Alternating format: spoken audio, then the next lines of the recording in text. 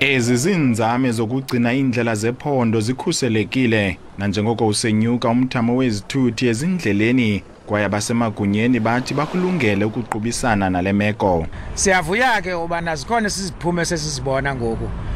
Izinga lengozi lihlile kancinci nothi ngendlela esifuna lihle ngayo kuba kuthi ubomi bomuntu ngamnye bubalulekile. Abaqhubi bezithuthi balamkele eliphulo. Uphulo lunje lincedisa kakhulu bahlekazi. Sishekshwa licenses, sishekshwa imoto, roadworthy, amaviri and threads, everything is safe. For us as South Africans, we feel so safe. It makes us feel very safe on our roads. Thank you.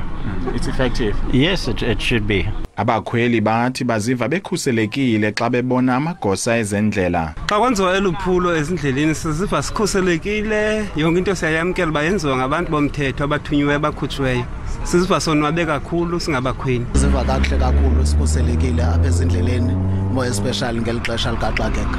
Lamaphulo okhuseleko ezindleleni aza kuqhuba de kuphela ixesha leziyunguma kwindaba ze SABC. Ndinguyolanda Kambile eGqeberha.